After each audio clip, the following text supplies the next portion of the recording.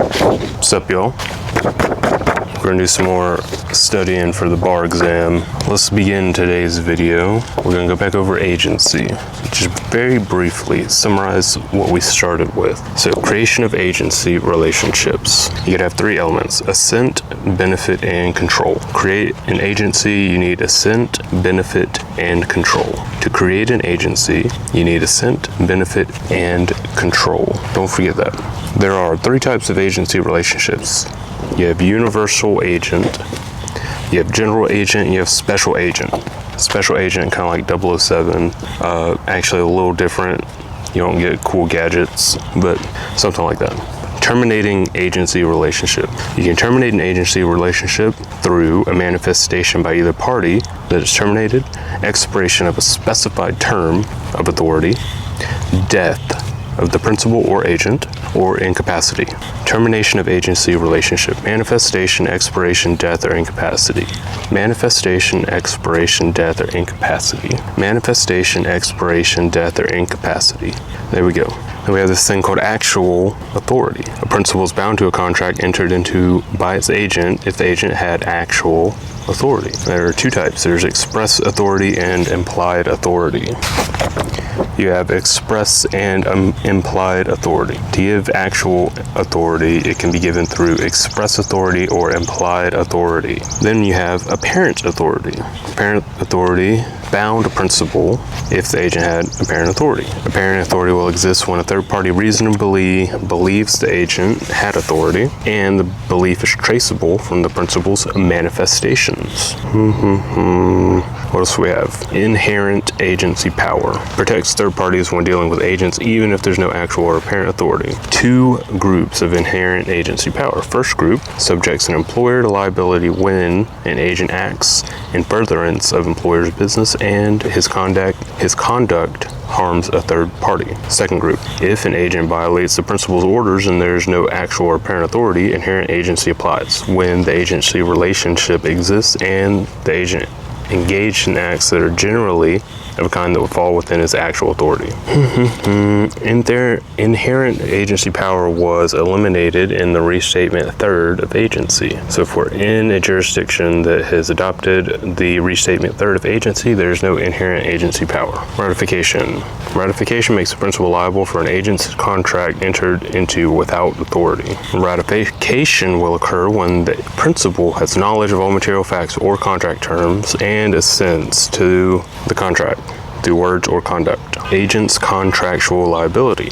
Agent has no liability if they fully disclose the principal to a third party and have actual or apparent authority. Agent will be liable if both elements above are not met. The agent may seek indemnification from a principal if the agent is liable and his conduct was authorized. Employee versus independent contractor. The primary focus is whether the principal had the right to control the manner and method in which the job was performed. Courts will analyze the following factors: type of work, pay, hourly versus project, who supplied the equipment or tools, the degree of supervision, the degree of skill required, if work benefits the employer's business, the extent of principal's control over the work details, whether agent or contractor is engaged in a distinct business, length of time employed or engaged, characterization of belief of relationship, and whether an agent was hired for a business purpose.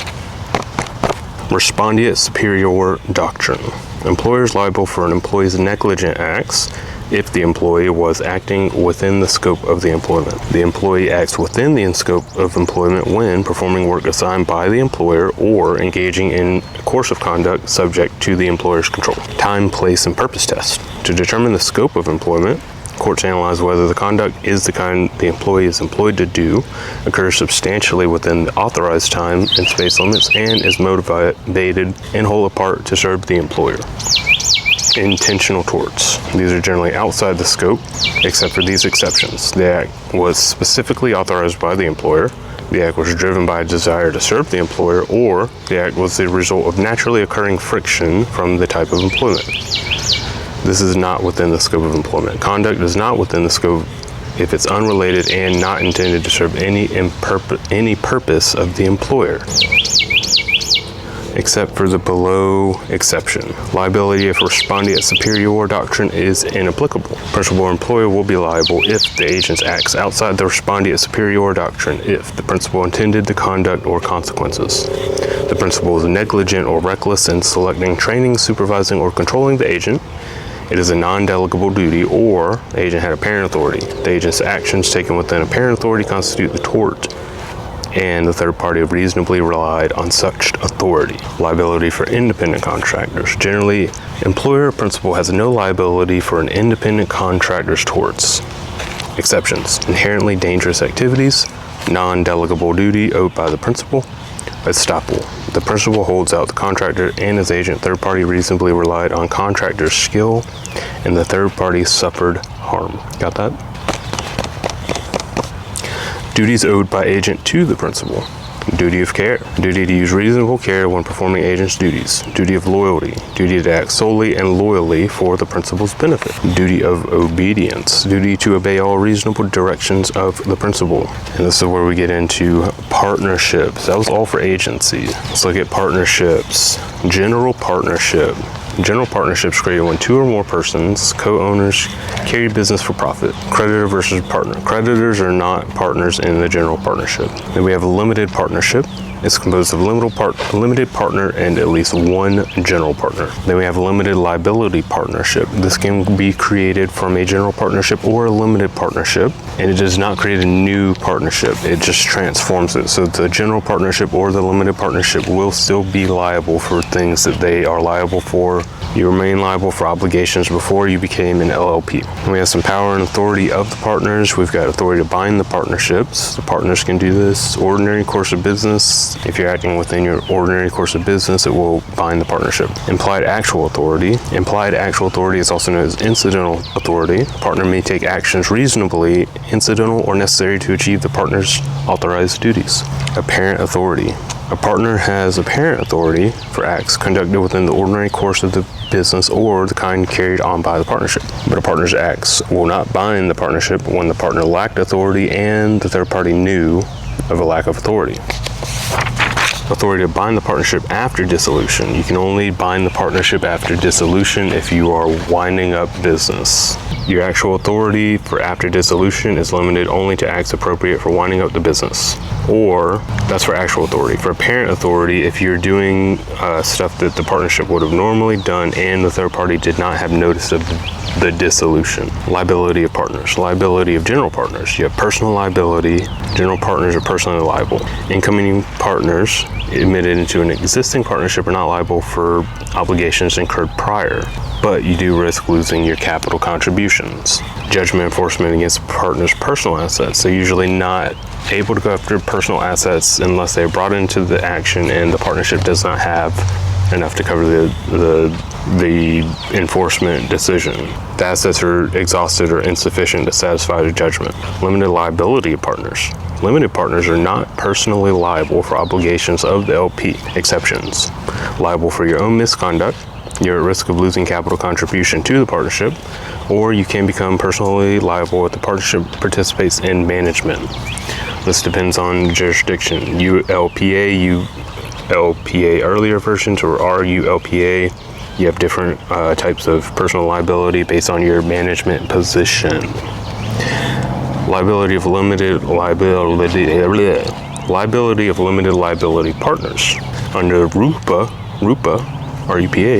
a partner in an LLP is not liable for partnership obligations, but a partner in an LLP is liable for their own misconduct when the partner signs a personal guarantee for an obligation or for obligations incurred before the partnership became an LLP.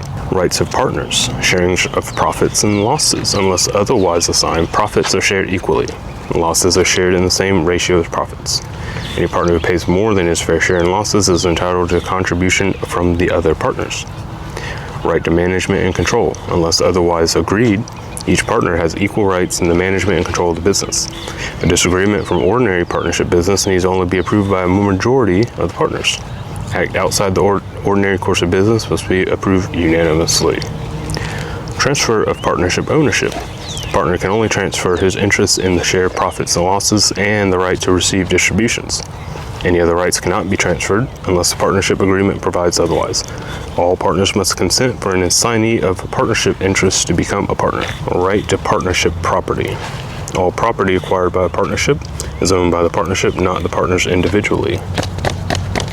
Partners have an equal right to use property for partnership purposes. Personal use of partnership property requires the consent of the other partners. Property acquired in the name of the partner is presumed to be a separate property as long as no partnership assets are used to acquire it and title of the property does not reference the partnership. Judgment solely against a partner cannot be satisfied with partnership property because the partner has no ownership interest in partnership property. However, a creditor may seize the partner's financial interest in the partnership. Remuneration, payment for partner services. A partner is not entitled to remuneration for services performed for the partnership unless there's an agreement to the contrary or is for reasonable compensation for services rendered in winding up the business. Advance of funds and reimbursement. Partnership must reimburse a partner for an advance to the partnership beyond the capital contribution amount. Special rules for limited partnerships. Management and control in LP. General partner has full management rights and control. Limited partner has no say or control as to how the LP is run and does not have a right to manage or control day-to-day business. They're passive and have voting rights only in extraordinary situationships. Limited partners' right to inspect records. In RULPA, limited partners have the right to inspect and copy records the LP is legally required to keep. Upon reasonable demand, a limited partner may obtain true and full info regarding the state of the business and financial condition, the LP's tax returns, and any info that's just unreasonable. And these rights can be exercised for any purpose. Duties owed by partners. Duty of care. A partner owes the fiduciary duty of care to the partnership and other partners. Under RUPA, a partner only breaches the duty of care if he engages in grossly negligent or reckless conduct, intentional misconduct, or a knowing violation of law.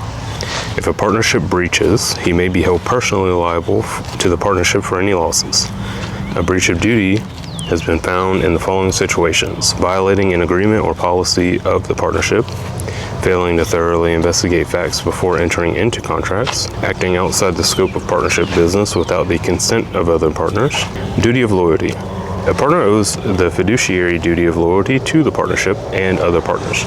This requires a partner to act in the best interests of the partnership. Under RUPA, a partner must account for any property, profit, or benefit derived from partnership property or business, including refraining from appropriating partnership assets. Do not have an interest adverse to the partnership, a conflict of interest, and not compete with the partnership unless agreed otherwise. If a partner breaches, he may be held personally liable to the partnership for any losses. Partnerships. Partnership opportunity is one that is closely related to the partnership's existing or prospective line of business. It will competitively advantage the partnership, and the partnership has the financial ability, knowledge, and experience to pursue. Duty to provide full information, UPA. Partner shall render true and full information of all things affecting the partnership, RUPA. Partner shall disclose full information concerning the partnership's business and affairs. If a partner breaches this duty, he may be held personally liable to the partnership for any losses. Action against a partner for misconduct. The partnership can maintain an action against a partner for misconduct.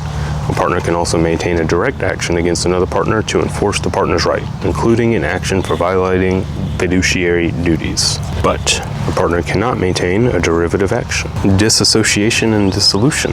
Disassociation, withdrawal of a partner. A partner may disassociate, withdraw from the partnership at any time upon notice. Disassociation events. A partner becomes disassociated from the partnership upon partner providing notice of their express will to withdraw. The occurrence of an agreed upon event. Expulsion pursuant to the partnership agreement. Expulsion by unanimous vote if it's unlawful to carry on business with the partner or he transferred all of his partnership interests other than for security purposes. Judicial expulsion, bankruptcy, incapacity or death, appointment of a personal representative or receiver, or termination of an entity partner who is not an individual, partnership, corporation, trust, or estate. Wrongful disassociation.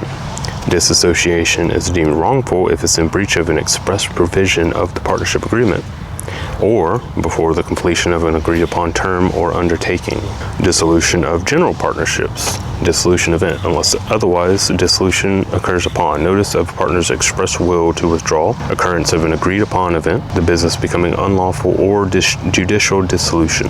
Dissolution of a partnership for a definite term occurs within 90 days after a partner's disassociation by death or wrongful disassociation, if it's the express will of at least half the remaining partners to wind up business, upon the express will of all partners to wind up, or upon the expiration of the term or completion of the partnership's purpose. Dissolution of a limited partnership. A non-judicial dissolution of an LP occurs upon happening of an event specified in the partnership agreement. Consent of all general partners and limited partners owning a majority interest.